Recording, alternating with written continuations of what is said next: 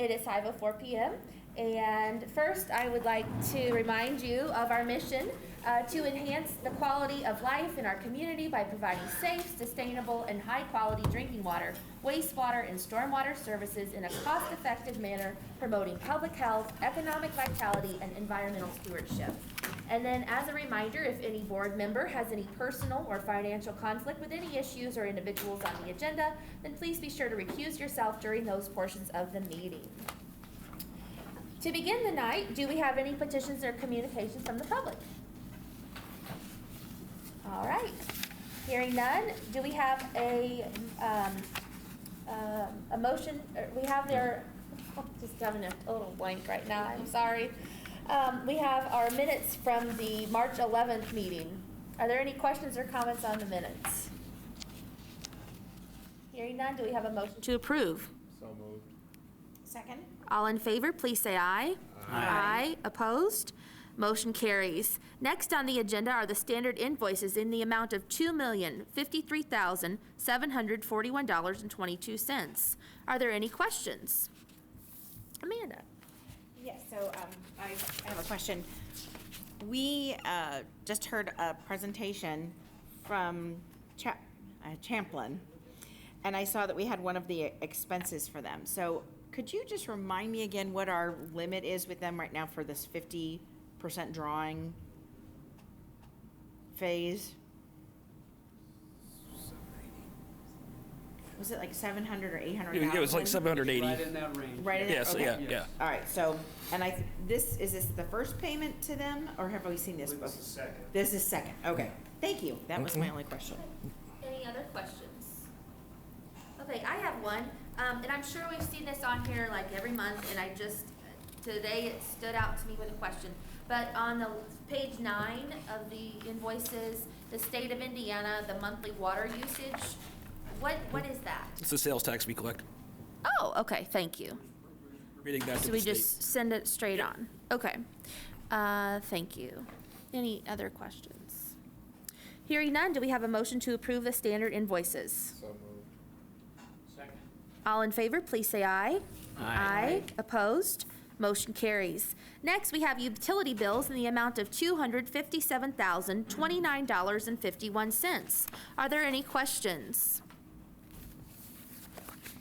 Hearing none, do we have a motion to approve? So moved. Second. All in favor, please say aye. Aye. Opposed? Motion carries. Next, we have wire transfers in the amount of $545,084.54. Are there any questions? Hearing none, do we have a motion to approve? So moved. Second. All in favor, please say aye. Aye. Opposed? Motion carries. Finally, we have customer refunds in the amount of $6,711.08. Are there any questions? Hearing none, do we have a motion to approve? So moved. Second. All in favor, please say aye.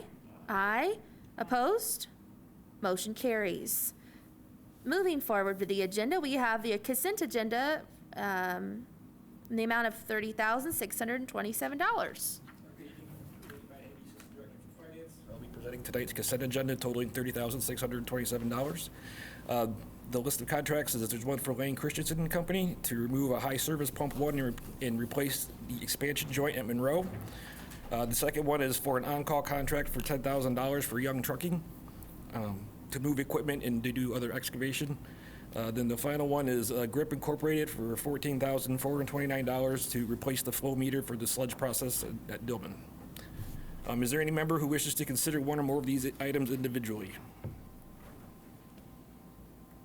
Hearing none, if there is no opposition, these items will be approved as recommended by staff. Do you have one? Oh, okay. Hearing no opposition, the consent agenda is approved. Thanks. Thank you. All right, next we have request for approval of Resolution 2024-08 to designate surplus property for auction. Matt Havey. Yeah, again, we're trying to be on top of this. It looks like our friends at Dillman found some things that they'd like to get rid of. So it's just the usual declaring it surplus, and we'll put it up for auction. Okay, thank you. Are there any questions for Matt? Hearing none, do we have a motion to approve? So moved. Second. All in favor, please say aye. Aye. Aye. Opposed? Motion carries.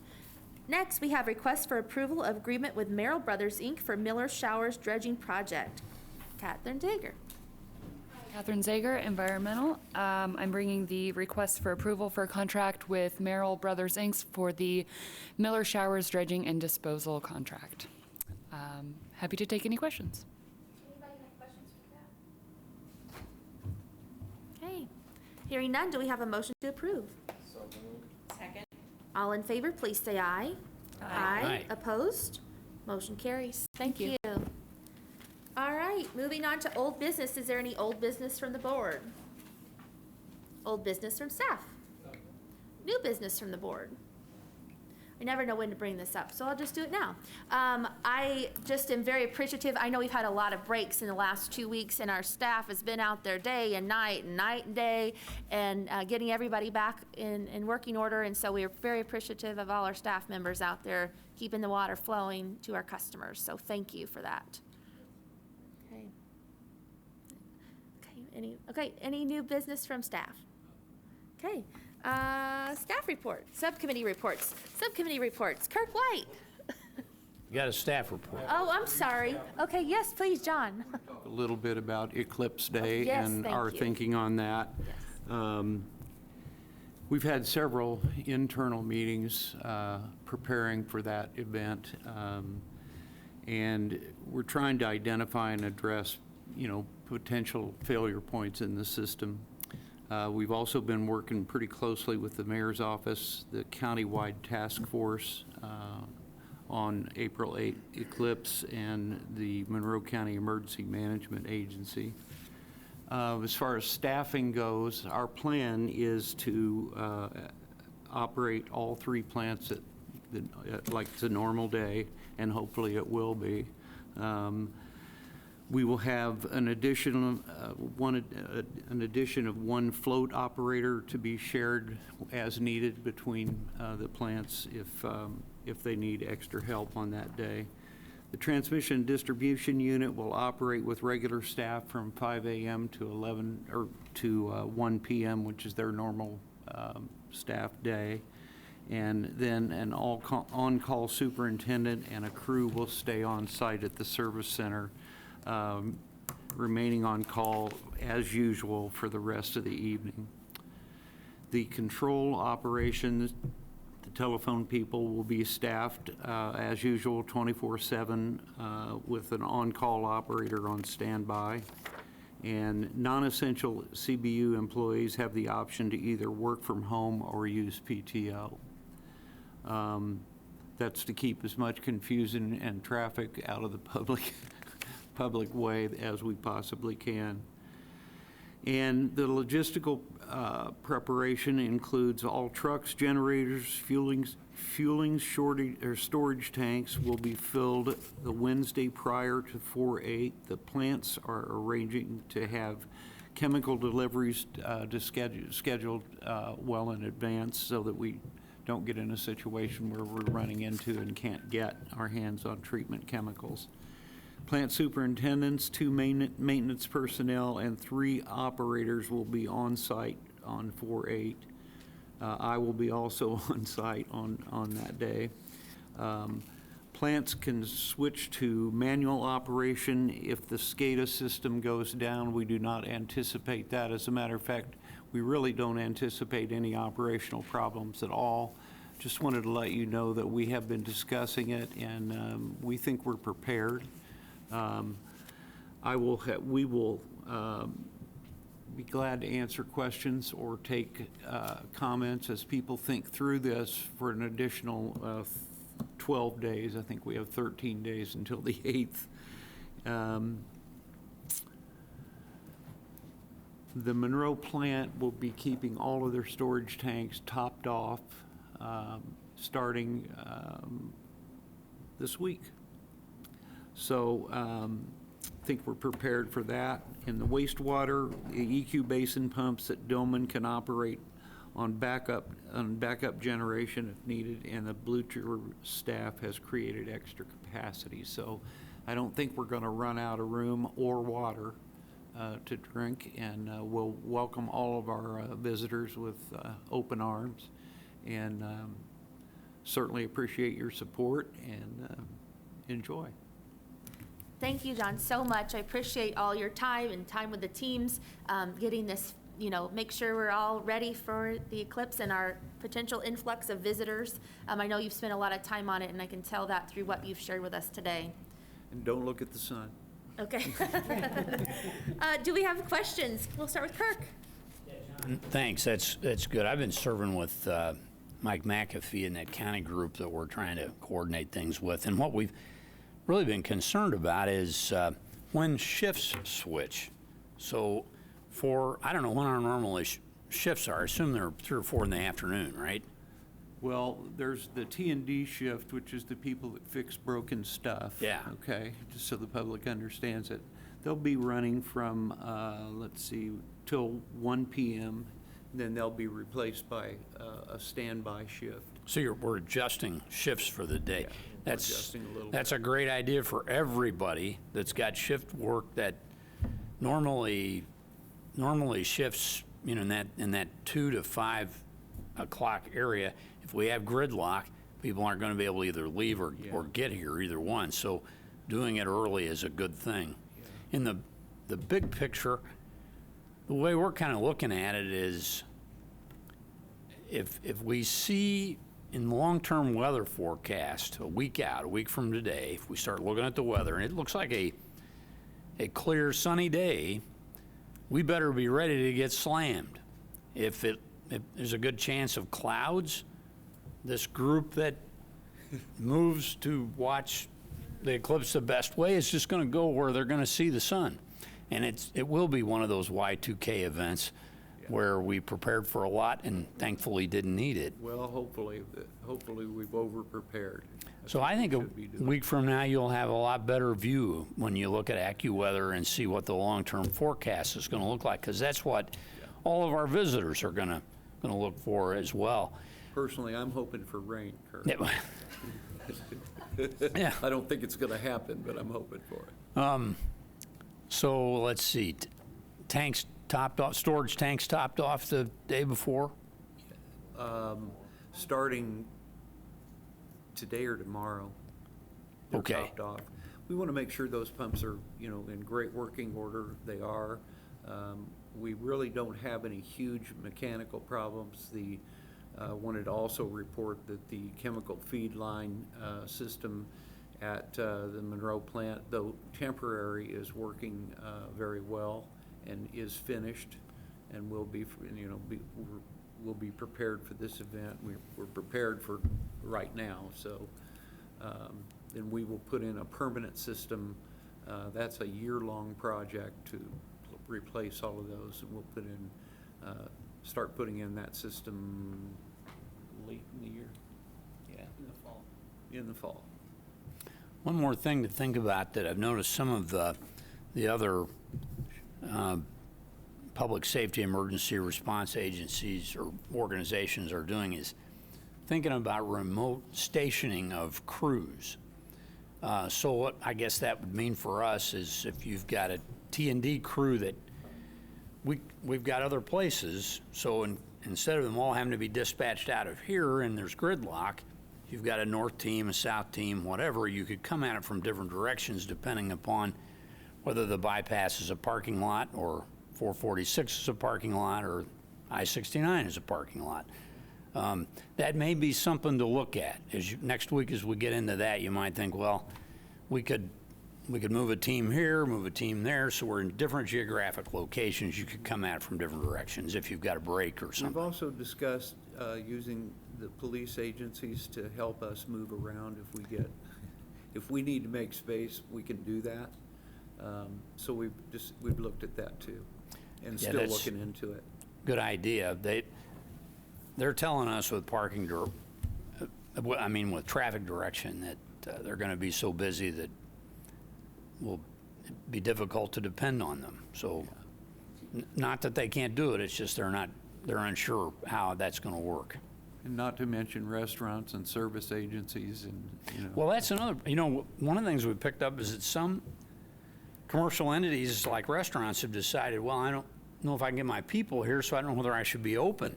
And that's really the wrong answer, because we're going to need to feed a lot of people that day and let them go to the bathroom. Yes. And, Or else they will leave. or, If they can't eat, they will leave. right, well, if they can. I know, John, you'd shared with me that if we would have like a minor break or something, that we can afford to, we have the capacity to be able to let that go and take care of it after the 12 hours after all the people are gone. If we have to. If we have If to, we right. have to. That's not what we would do, but Yeah. we can do that and it's okay. Yeah, we want to make For our sure service resources. is interrupted, that's Right. number one goal, so. Yeah. Sounds good, thanks. You're very welcome, thank you. Thank you. Any other questions for John? All right. Well, thank you so much. Okay. Subcommittee reports. Kirk's going to sign that paper and then he's going to tell us about it. Our Property and Planning Subcommittee met just prior to this meeting, and we had a very good comprehensive report from Champlin Architecture Group that we have contracted with to help us look at some designs for a new service center and maintenance facility. They gave us a very good report about where they are at this point in time. Covered all aspects of the project, from the office building, the yard, maintenance building. Discussed some of the eco-friendly pieces of the project that were important to us, locations of parking. A new addition would be a separate truck wash.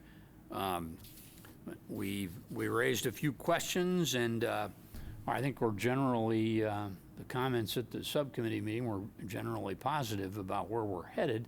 And the staff was very receptive about capturing comments and questions that we had, so that those could be incorporated into the next version of this. So looks like we're on track. That's a report from the Property and Planning Subcommittee. Thank you. Okay. Go ahead. Yes. Maybe two questions. I don't know. It's on already? I think it Oh, is. it just picks it up to cats. That's what I thought. We have buttons on the council, so I'm used to that.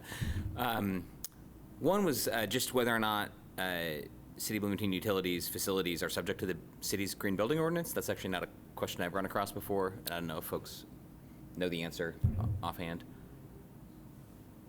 Green building ordinance, I think all new city-owned facilities are required to be LEED Silver, for instance. It was passed. It is. So that's definitely our goal for this project. A follow-up, or if you want to go first?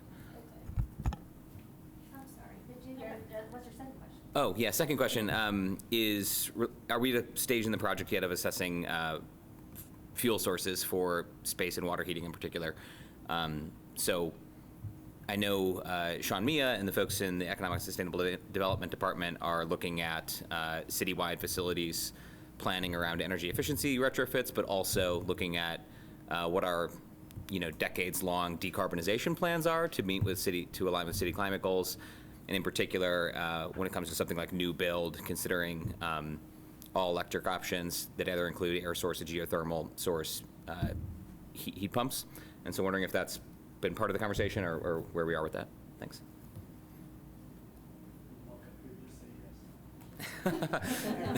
Phil Peden Engineering, yes.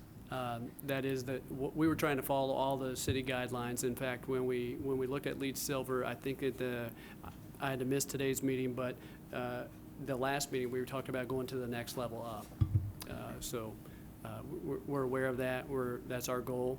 And then on the other factor, what was the second question? The decarbonization element and basically looking at a fossil fuel-free building We as were potential. aware of that too, and we said we would do electric only. Okay. And we wouldn't have to have a gas service that came into the building, so. Oh, that's great. I know geothermal can get a little bit tricky in our geologic conditions, but We are considering geothermal, yes. yeah, very highly efficient, even more than air, so that's great. Thank you. Thank you for your question. Amanda. And I have a just question. stay up here, please. Thank Just, you. and Phil, I don't know if you're the person to answer this or not, but where, do we have any information from the mayor's office as to how far we want to proceed? I mean, I know we've been, as the board, have been told we're going to have various points where we are voting. Yeah. And we've also wanted to be cognizant of what the mayor's goal is for not only us, but for other spatial needs of other departments. So have we gotten any input as to where we are with this? We have. John and I went and met with the deputy mayor, Gretchen Knapp, and what came out of that meeting was, I think, a lot of the city projects that were going on, they've paused on to try to make sure that everything makes sense to them, and where the money is being spent, it's being spent at the place it will benefit the most, I guess to say. So for us, when they look at what we're doing at the utility, is if we have infrastructure at the plants or in our system that requires all our funding, they're trying to be cautious of where our money gets allocated versus, if we have something dire at the plant that needs repaired versus a new service center. So they want to evaluate all the different projects in the CIP.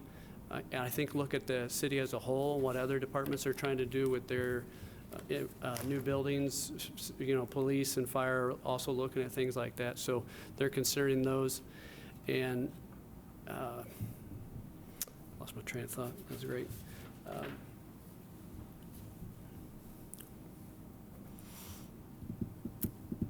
We don't have the green light to go.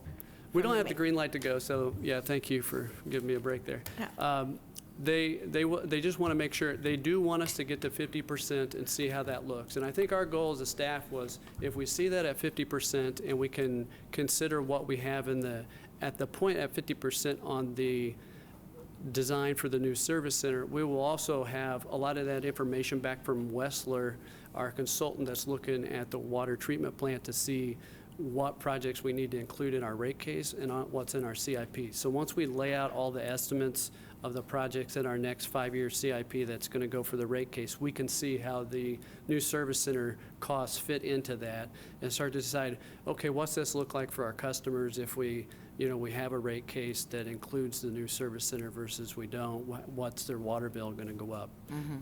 Right now, it was already approved in the sewer rate case, the portion of what it would come out of sewer, so that's not as big of an issue. It's really just coming down to the water.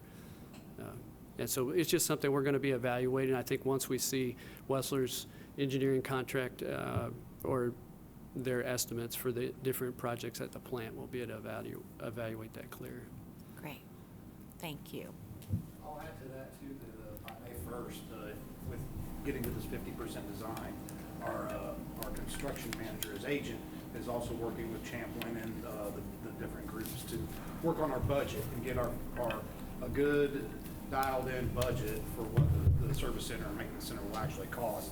So that's the real number that we're needing for the rate case side of it. So within this next month, 6 weeks, they've just started talking about the geothermal and all of the HVAC and the different components to the building. But by that May 1st deadline is when we should have a good ballpark figure for the 50% design.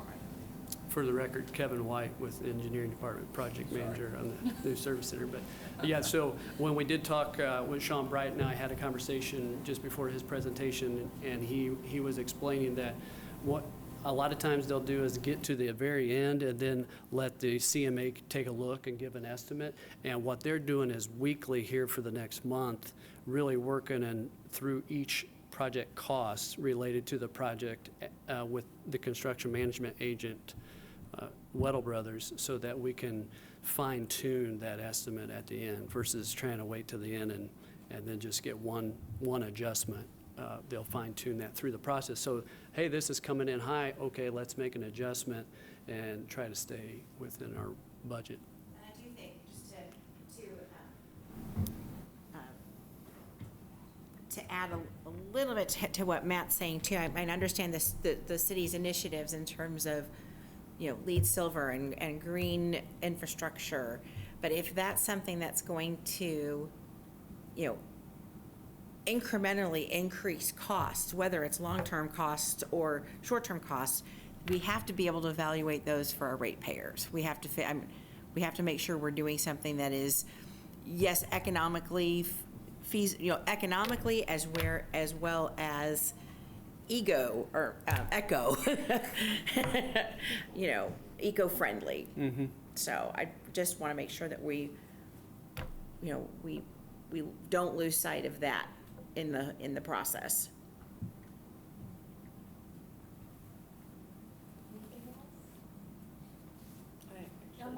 Kind of going along with what Amanda's saying, when we're looking at the sustainable energy solutions, are there going to be